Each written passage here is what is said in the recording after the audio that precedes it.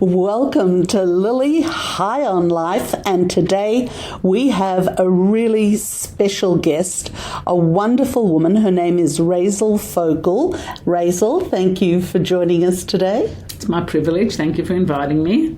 Raizel is something that's known by everybody I've spoken to as a Gute Neshama in the Jewish language. A neshama is a spirit, and a Gite Neshama is somebody who's got a very good heart and a really good spirit.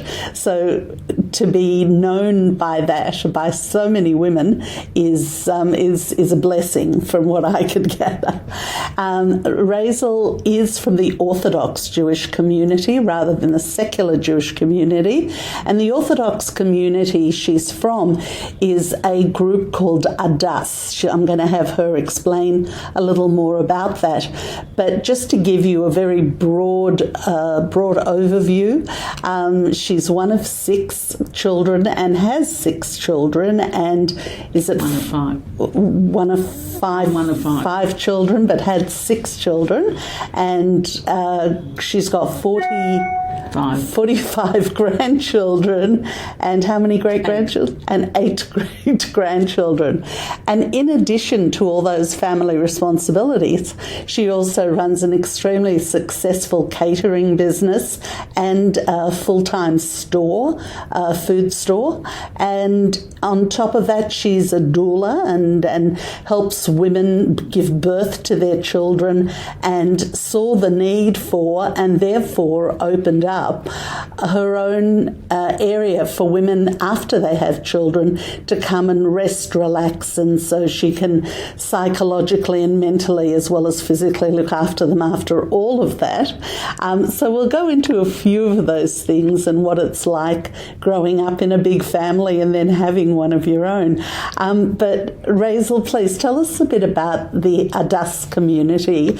You took part in a film, TV program that was made. So at the same time as you're telling us a bit about it, perhaps you could mention some of the things that surprised you when you were making the TV show and then when you got feedback about it afterwards. Right. So shall we start with... What's Adass? What does that mean? Well, Adass is really a post-Holocaust... It's a post-Holocaust token to what people wanted to see rebuilt after they lost so much of their lives in Eastern Europe. And their purpose and mission was to rebuild what they had lost with a passion and endurance and a physical stamina that's nothing stood in their way. This was going to happen with the little funds they had, with the hours they worked, with the support of the individuals. They decided we're going to grow. We're not going to let Hitler win. And they grew, and they were strong. And on those basis, we ride on that at the moment, being the children of Holocaust survivors. They have shown us immense courage and power, and the real message is you never give up. There's nothing that can stand in your way if you want it to happen, and they made it happen. Great message, and therefore the 5, 6 or more children that many members have and grandchildren that come out of them, very understandable. Yeah, and very staunch Adass members, and although a lot of our children end up living overseas, which is very unfortunate, they marry overseas, or the shores take them. There's some brighter futures or bigger and better, but the crux of Adass, the people who have watched their parents really sacrifice so much to have what we have, are so proud to be Adass, and want to keep that going, keep that alive, and try and keep growing. And within the religious context of Torah. Yeah, definitely within the religious context of Torah, and not to move away from what our ancestors, so to speak, imbued in us. What do you remember from early childhood about this explanation of the way you live and what you live as a community? When did that and how did that start fostering in you? Oh, well, it was a huge sense of pride. I remember when the school opened, that was after years of my father going out every single Sunday, collecting funds to make this school building happen. And I so vividly remember going to that school opening. I don't think that I can remember another happy day like that in my life, other than my siblings' weddings and things like that. That was you couldn't have made my dad happier. He worked so hard to achieve that. And when it was called the Chanukah Habayis, the opening of a new place, and, it was a huge event. And like as a child, to remember that so vividly, it just shows me how proud I was to be part of that community, and so proud of my dad, who worked so hard 5 days a week. And that one Sunday he had, and he was exhausted, and everything was new to them, and having a family, and he would go out religiously with a man came to pick him up, and he had a little yellow car. I still remember it like today, and off they went for hours. And then every Sunday morning he'd take us to watch the building grow and expand, and hear the pie. I could remember him clearly saying, even though I was very young when he died, sadly, I can remember saying, they've laid the pipes already. It was like his own investment, but it wasn't an investment like you build a house or a block of flats, which he managed to do as well. It was his future investment in the community, and that was it was just so noble looking back, because such dedication is really, unfortunately, I think you have to live through a Holocaust to want to build like they did. And it wasn't only my father, it was a whole group of people. Raizel, was there ever a time or ever a situation that you remember where you even considered perhaps living in a different way?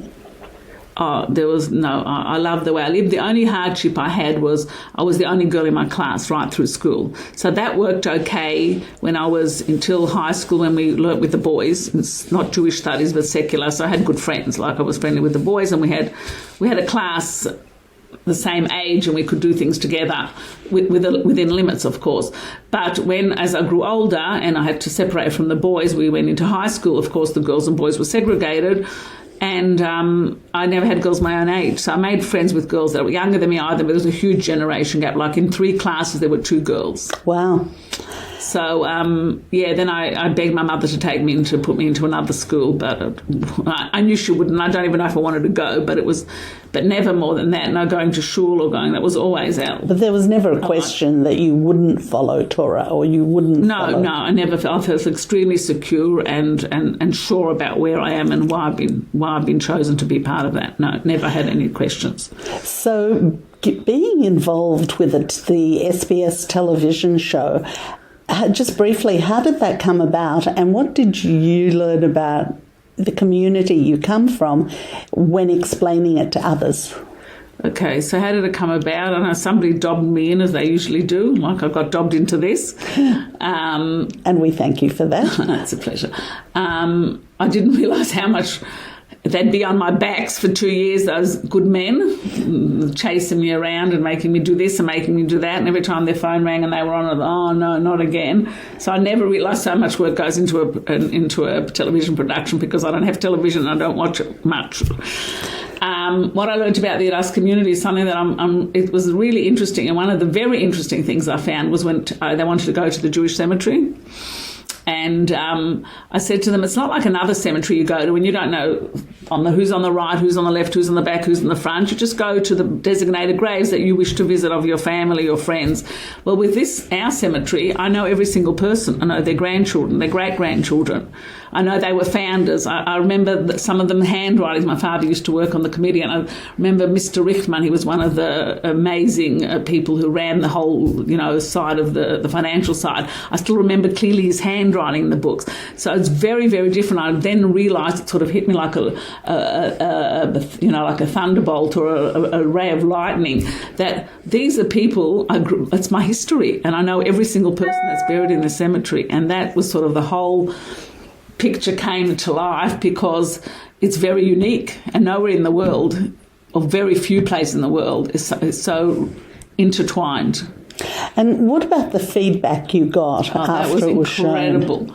I kept telling people I haven't been offered $1 million for a show, yet, but still haven't been many years later. But it was incredible. People stopped me in the street, non-Jewish people. They said, "Oh, thank you so much for enlightening us." And a lot of Jewish people, people through the business that I know, and even in hospitals where I work as a doula, they go, "Were you that woman on the? And I recognise you because you have that many grandchildren. I saw the pictures on the wall." And for years, really, literally years, and occasionally now, but for the first 2 years, I would say, people stop me all the time. And so did you have a lot of input into the actual content? No. Or were they just told you what they wanted you to do? They had questions, I answered their questions. No, they were, as much as they nudged me, they were great at what they did.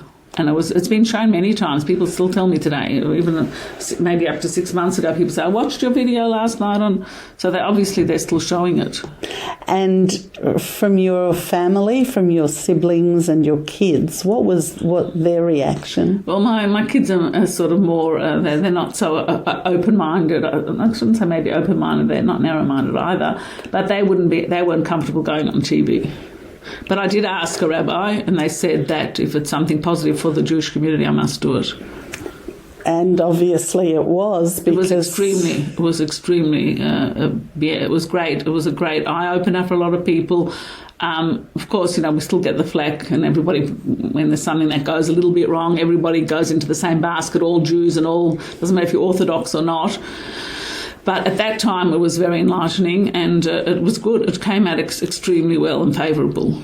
So, Raizel, there are people that are procrastinators and there are people that are doers. And it seems to me that you're one of those people that just does what needs to be done. You don't even think about what it's going to require beforehand. Is that how you threw yourself into the catering and the shop and everything else as well? The catering, the business is a different. I mean, the business was our parents. They established that way back, and I was always involved in the business because my father died when I was 9. So I was in business literally from 9. So I was helping my mum and doing the books with her late at night. And all you? My older sister was involved till she had children, but I was sort of growing up at 9. My older brother went to yeshiva. So I was sort of left to be mum's, not partner, but I took a lot of it on, even though Did they come in and help as well? My little sister did and my older sister did, yeah. But I was sort of, I think, the main. And then my husband came home from yeshiva, and my brother, who was in yeshiva at the same time as him, organised that he should get a job with my mum.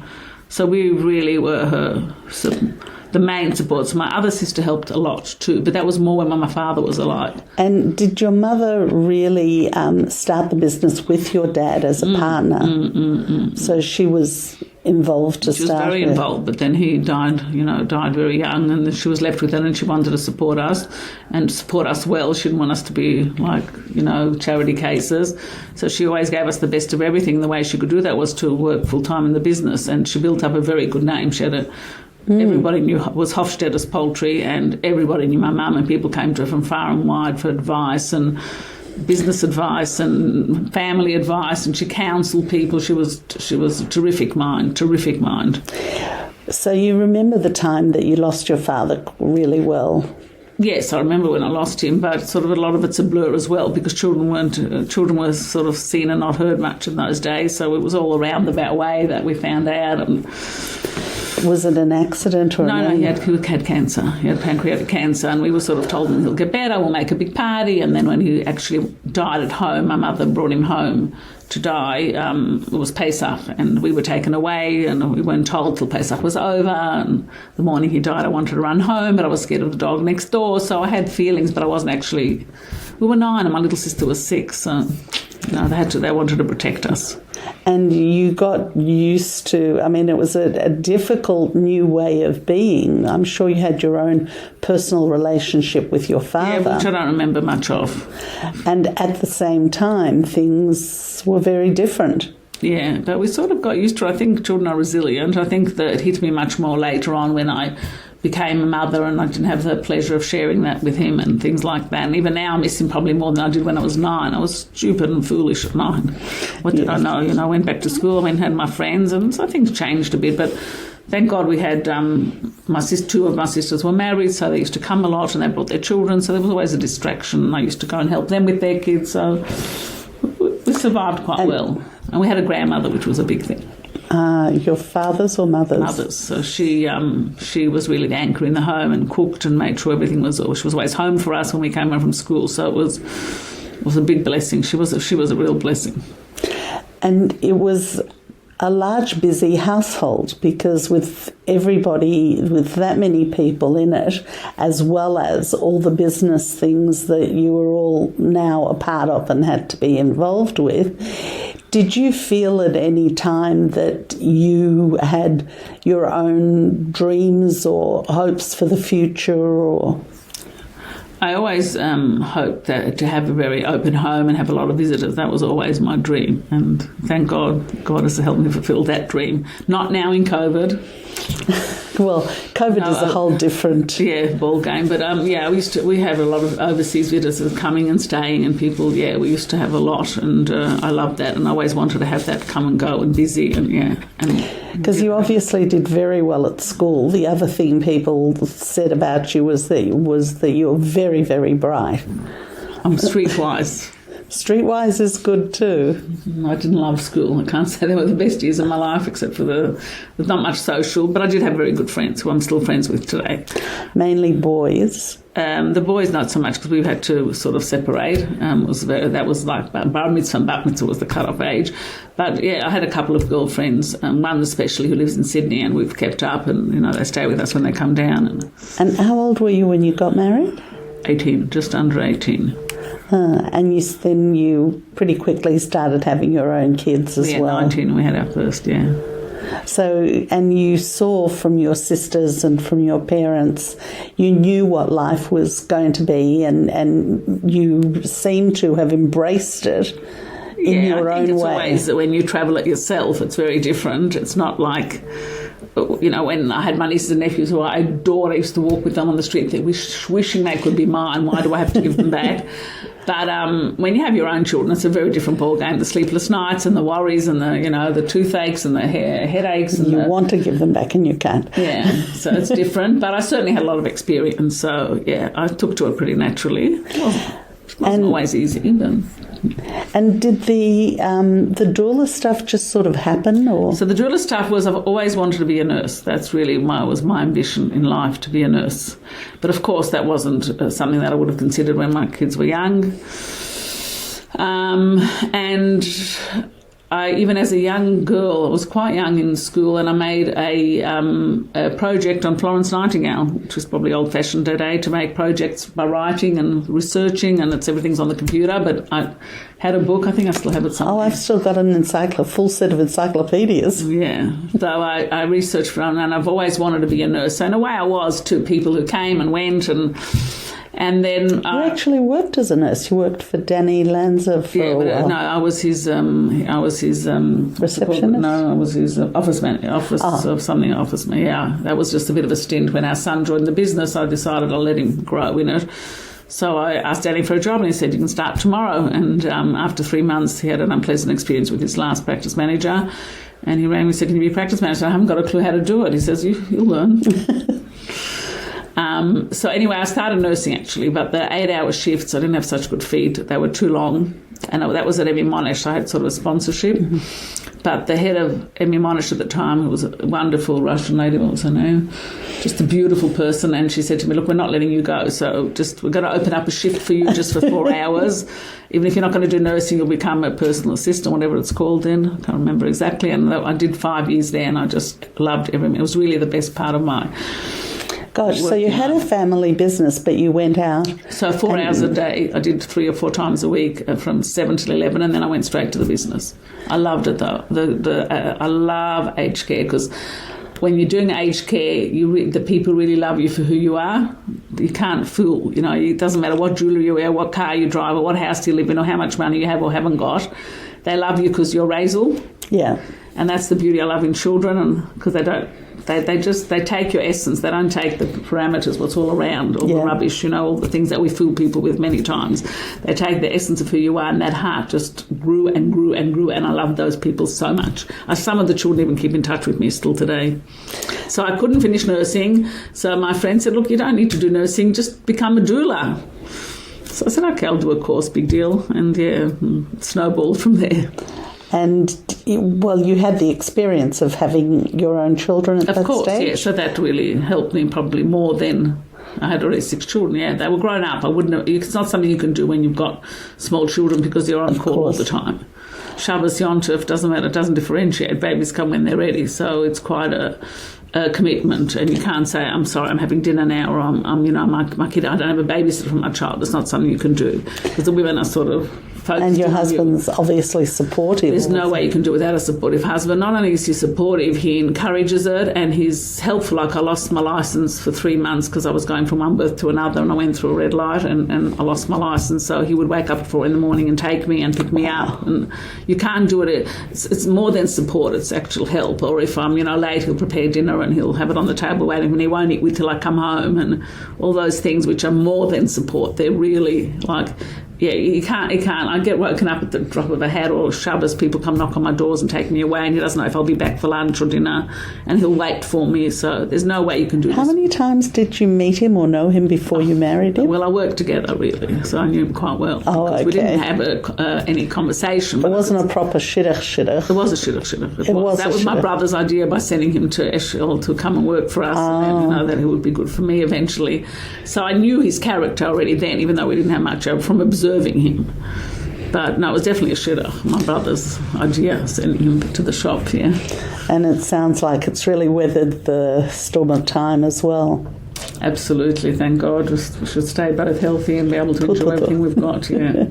Because when you look at relationships and people who have been married for a very long time, particularly here in Australia, I lived in LA for quite a number of years, and it is different. And even in the Jewish community, Orthodox community, it's a bit different. But here in Melbourne, relationships seem to be more real, and a lot of my friends have grown together. So they got married, they had their kids, and they still enjoy spending time with each other, even though they have grandkids and great-grandkids. Definitely. What's that kind of nourishment and nurturement like, both giving and receiving it at this stage of your life when you... Well, it's extremely comforting to know somebody who's going to, your best friend, and is going to always be there by your side when you're down, when you're up. And share and enjoy, and also that the children are out. There's not much friction because, like sometimes when your children are growing up and there's a lot of kids and you're tired and he's trying to make a living. So that's all taken out of the equation. So if you get on, then it's just nice being together. And you know that he's your best friend, like when, been through illness. I've been through a bit of, nothing major, but he's always been there for me, and I've always tried to be there for him, and it's just very comforting. It's really a nice feeling to know you're safe and you're loved, and you're the most important person in his life, and I'm the most important person in my life, and everything will revolve around him. And I find that very... people want to have, they want to have equality and all that. I'm just so happy to be a woman and to prepare my husband's dinner. I have no problem with that. And the friends that you've kept and nurtured from school, do you find that their relationships with their spouses are pretty much in that same space? I'd say so. Most of them? They'll want to stay together and be together and live till ripe old age together. Yes, I'd say From what I've seen, I would say that's the greatest gift you can give your children, for them to live in a house that has that kind of relationship. Look, they've definitely seen, anger and down times too. It's not always a bed of roses. But, yeah, they say that. They keep saying that because they say how lucky they were to grow up, because they see so many other things around the place. One of my daughters she does marriage counselling, and I've got a daughter who moved to America 4 years ago, and she still repeats it often how grateful she was to grow up in, dinner time was dinner time, and you had to be in the house, and when Tati didn't let her go for a walk at 9 o'clock at night, she would throw a tantrum. She says she's so grateful now for all those things that we did give her rather than what we didn't give her. Yes, they often bring it up. And do you find that your children are like you and your husband? Do you find that you see your own traits in them? Yes, definitely. You see some of your traits in them. I also find the big difference is that because both my husband and I are children of Holocaust survivors, I see a much calmer sense in them. Like when I had babies, I was always worried they should leave and they shouldn't be sick and they shouldn't die and they shouldn't have any problems. And whereas them, if a child's got a temperature, oh yeah, maybe they've got a temperature. Whereas I would know exactly every hour what temperature there was and will they end up really sick or will they end up in hospital? Well, it was a drama. Everything was always a drama. Whereas they're so much calmer. I said, oh, maybe I should be feeding the baby. I'm not sure when I fed it last. Whereas I could have told them a week the history, like in hospital. What I was so concerned they shouldn't be dehydrated or they shouldn't be underfed or that they should just go and eat their vegetables and everything was so because we are more anxious. There's no question about it. So they, I think, always enjoyed my children, was infatuated with them, but I don't think I had that capacity to enjoy. The nerves always kicked in, which that's probably the only thing I'm sorry, that I couldn't sit back and enjoy more and just trust that it's all going to be okay. But you can feel that now, and you go with that more now with the grandkids. Yeah, I still want them all to be healthy. Of course. You want them to, and then once they're healthy, you want them to succeed, you want them to find good shidduchim, and you want them to be happy, and the list is endless. But thank God, we're very blessed. And how often do you do this doula work now? So now they've just stopped, as I said, doula's coming in at this couple of weeks ago, but it averages out about 3 a month. And then this... during the year. So sometimes I'll have 6 a month, 7 even, and sometimes I'll have nothing for 6 weeks, and then I'll have, 4 back to back. But by the end of the year... because of COVID, they stopped the doula. No. Oh, now because of COVID. So they had that for a while, and we've got exemptions now that I don't want to give exemptions anymore. So we're still trying to write letters and see what we can do. My husband's pushing me, you do it, you fix it up, you can do it. So how long ago how long ago did you realise that there was a real need for this extended stay? Yeah, well, that's always been, I think there's always been passionate about it, always get upset when there's so many things that are... like the glossy papers where you see Princess Diana on the front page or Princess whoever she's now, what's her name? Meghan, well, the older one. Carol, what's her name? Oh, Catherine. Catherine, yeah. And, they're 12 hours after birth, they're standing there smiling with high heels and lipstick. Yeah, sure, if you're a princess, that works. It's great.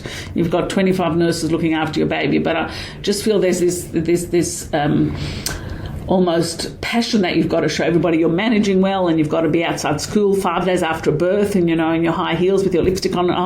Show the world it's fantastic. Well, no, you've got to look after yourself because if you don't look after yourself, then your body won't look after you.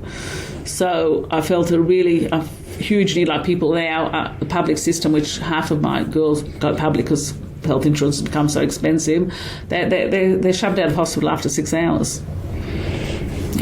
And they don't get that time to nurture their baby themselves. They don't even realise they've had the baby if you come home after 6 hours. You can't even fathom that. So if you come to our home and you just stay in a nice, quiet space room and you just feed the baby when it needs to be fed and you don't panic if the baby's up 4 hours at night because you can sleep in the morning, no noise, no kids. You get 3 nourishing meals a day and snacks. And you're just in a cocoon. And every day I see the woman's getting stronger and more colour to her face. Unfortunately, not a lot of people use it because I think they feel a bit intimidated, even though it's a separate entrance and they never have to come into my home because it's connected, but they don't have to. They're a self-contained little place. My dream is to make it into something that's going to be... stand on its own, and we're working on it. I've got Professor Manahan who's extremely involved, trying to speak to all kinds of people who might be able to help. We're looking for donors. I really want to establish something that we've spoken to the council. There was some have got a property, some have got this idea. I've spoken to Jewish Care, but nothing's actually formulated. I've got somebody. Also, we've done a study only on 12 mums. And that got published in a Sam Menahem had a student who did a what's it called, a thesis, not a thesis, but something, and her outcomes were published in a medical journal, so it was very, very powerful. But when you're looking for funding, you've got to have something a bit more substantiated than 12 women. So I've got a lot more women now to interview. So I would like to take it to the next step. So once we have that data, the government will be happier to sort of come and listen and maybe give us grants, and we can establish something that's away from my home, so it's sort of self-standing, so women will feel more comfortable using, I think. And it sounds like by necessity, that this is something that's so one-on-one and intense, and especially just the giving birth part itself, where you need to remove yourself from everything else that's happening around you. See, in the olden days, you got 10 days in hospital. When I was giving birth, you could stay 12 days. Some people stayed 2 weeks. Nobody came home after 6 hours. So they got fed, they rested. You had visiting hours. You had a nursery at night. That doesn't exist anymore with the baby 24/7. So you're better off actually coming home, if you're well, and coming to our home, because you don't get disturbed by nurses and everything.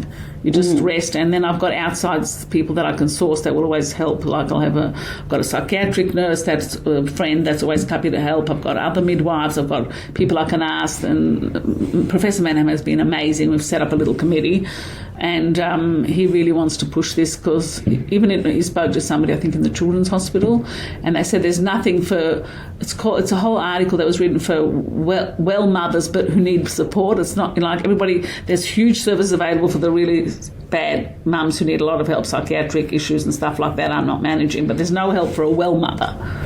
And this is where this gap is huge. To make it an easier, more pleasant Nobody's occasion. ready to go after 9 months of pregnancy and giving birth and looking after a newborn 24/7. Nobody's ready to go home and just after 6 hours and start putting the washing in and start cooking dinner. It's just not feasible. Raizel, what motivates you to do this? I'm passionate about women looking after themselves. Maybe because I didn't have much help. My mum moved overseas when we had our third child, and I was sort of a bit on my own.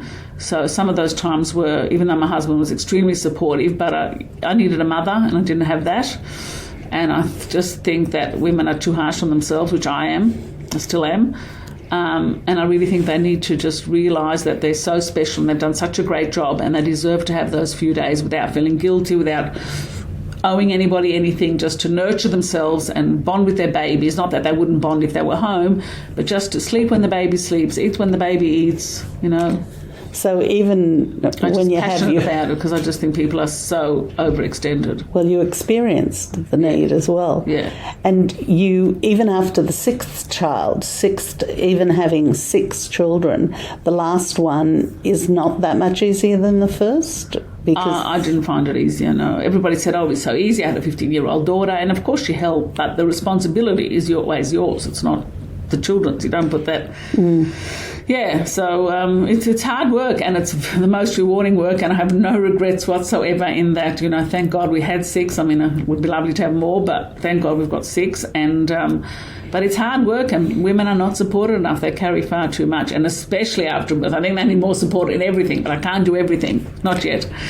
But at least in this field, and put them onto good people like a chiropractor if their back is bad, and a massage person if they need that, and all those services which can benefit them to give them long-term benefits. Do you ever just sit down and read a stupid book? When I say stupid, you don't have time to read. I don't have time. I enjoy to daven. I love connecting, and I love saying my Tehillim. So that's what I'm sitting and I put my feet up in my recliner. I won't just read a book. Very seldom. I'll do something that's more useful. Do you go away for a couple of days? So we used to go away with friends and a weekend with friends in Chelsea, but it hasn't happened over the last couple of years. Gone nowhere. We used to travel quite a bit. Overseas, Simplest, we're missing our 4th grandchild's wedding now. Wow. The 4th one. We've had 4 weddings in this 15 months. Mazel tov, you can't. How many of your children are overseas? Too many.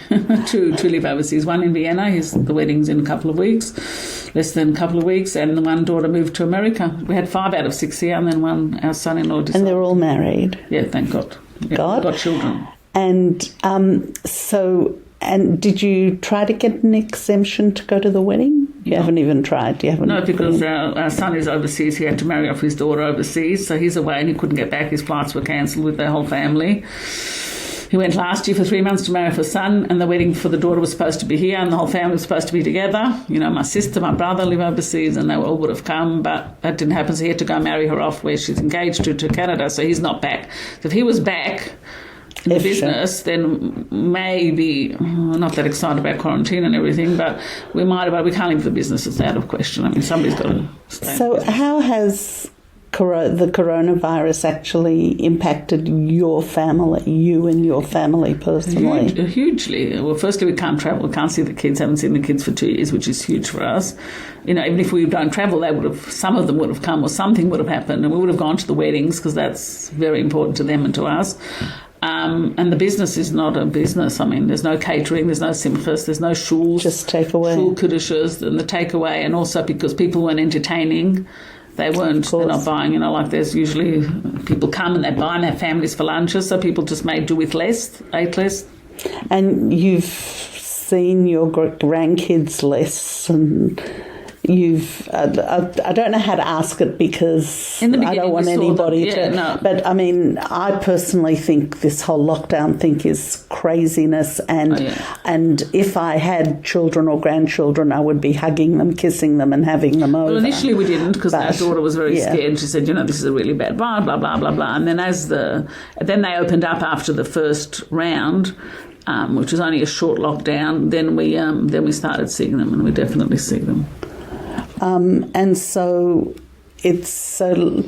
yes, but until you get the go-ahead from Dan, everything's still... Well, people are booking now again, and they're starting to get in cramping. Because they said November was... But we don't know. It could be changed. I mean, we've had simplest. We had a big kiddush last year before a wedding, and at 11 o'clock in the morning, Friday morning, he cancelled it. So they did the wedding on that day instead of the following Sunday, and we took all the food to them for Shabbat. It was crazy. It was really deliberate. At one stage, all we did was tearing up our quotes, and we sat with them, we tasted them, we did all the hard work, the star frosters, the buying, ordering everything. For months, we work weeks ahead. I work closely with my son. My husband's in sort of the other side of the things, and hours we spent, and days, and preparing, and tastings, and goodness knows. And then all you did was rip up all the functions, and some people took their weddings, understandably so, to venues where they could have 50, so we lost the whole function. It's not like we're going to have it again. It was pretty debilitating, yes, it was pretty depressing, but you move on and you thank God that you're well and you can breathe. A lot of people couldn't. And that was going to be my next question. So what are the blessings? And you say, thank God you're well. And yeah, I've always tried, whenever I got a bit, I think, just hang on, stop there, Raizel. You can breathe, you can sleep, you've got a beautiful room to go to, you've got a hot shower, plenty of food. Kids come and go a little bit here and a little bit there. I do babysitting, and some of it's blessing. I don't miss the catering side at all. I mean, my passion is the doula work. The catering I do because I have to do, and I like doing it, but it's not my passion. The help. And is there anything else that's sort of going on in your head that you think maybe one day you might like to try as well? Well, I would love to get this home up and running and, be in charge of it and give people lots of massage and hugs and tell them they validate all their feelings. And, I'd like to have it, have 10 women at a time and give everyone some special attention. And that's really my dream. That's really my dream at the moment. It sounds wonderful. Happen. It will happen, but it's going to take a little bit of time. But Hashem can make anything happen. I believe that. Whatever your mind can conceive, you can definitely achieve. Yeah, I'm not such a... My strength is not in organisational skills. My strength is in keeping up, doing...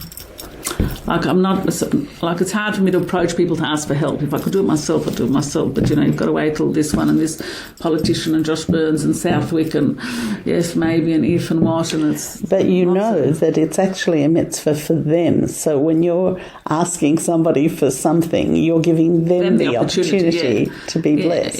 Yeah. So, I think we have to go... It's something you have to go with in steps. So the next thing is we're going to speak to somebody, maybe get another student to do a wider scale assessment and then go from there. And you get to know these women quite well when you're going through this with them. Yes.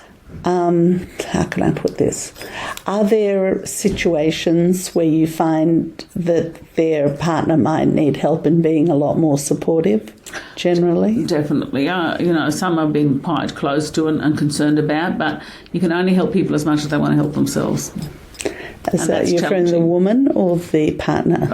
Both. Yeah. I've been heavily involved in some, but you can't push if they don't want. It's not going to work. Yeah. It's not going to work, and it doesn't work. People have to be open to want to change. Right.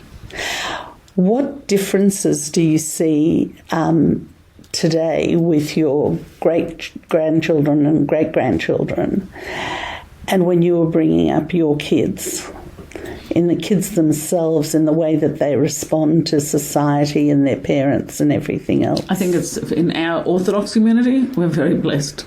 I can't see any difference at all. So that's a huge, that's a huge difference. When I do catering and things outside, which I do, definitely not only religious, and I see the way the kids talk to their parents, it's not on by us. It just doesn't go. There's no such swearing or saying, "Oh, Mum, you have got a clue what I want," or anything like that. Just the disrespect doesn't happen. It does not happen. Definitely in our family. I don't know what happens in other families, but definitely not in the community. Nobody, sometimes I say something sweet and cheeky, but it's not. Yeah. It's not real chutzpah. It's just innocent. Yeah. But no way. We are very blessed. Also, they don't have foreign avenues to explore. Like, they don't have computers, they don't have television, they're not watching games of shooting and hitting, and they don't have mobile phones. No. They wouldn't. And I'm considered very modern, having an iPhone. They just have dumb phones, all of them. Wow. It's a wow on two levels. It's a wow. It's really a wow. You might call us backward. You might call us, stupid. You might call us uninformed. No, but the results that you have in the kids. They come every afternoon on the way back from school. They play. Today I babysat for 3 hours. They've got dolls upstairs. They've got a dolls room. You have to see what they do with the mummies and daddies. And there's no outside influence. And even my granddaughter, she's maybe 7, 8, she tells me, "Bubby, why do you have to have an iPhone?" I said, "Darling, because I need it for the business." She goes, "But put it down." They're not interested. They're really literally not interested. I said, "Would you like to watch a concert today?" She goes, I'll listen, but I won't watch. And they're not interested. What about professions that you have to see? It's a problem. But then anybody who wants to be educated can be educated at an old age. Our daughter did so many courses online in counselling, and my goodness, what she's done, and she's got a head that she remembers everything. And you can definitely do education if you want to post school and post, where you're safer with the computer and you're safer with the phone and you're safer with going out there.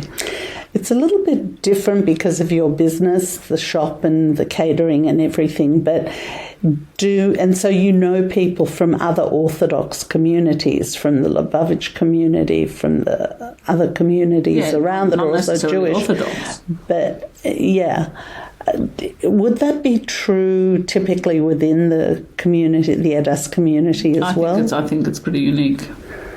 I think it's pretty unique. Yeah. Okay. And it's a choice, and it's a lifestyle choice. It's actually that's working for you. It's working, and the kids are happy. I observe them. I see the children a lot, and they are happy. They love coming, and they love being with their cousins, and they want to be together, and that's enough for them. They'll play a game, they'll take out the chessboard, or they'll just be silly, swing on the hammocks in the garden, and they love it. They really are happy. And if they are supposed to have other experiences, they will.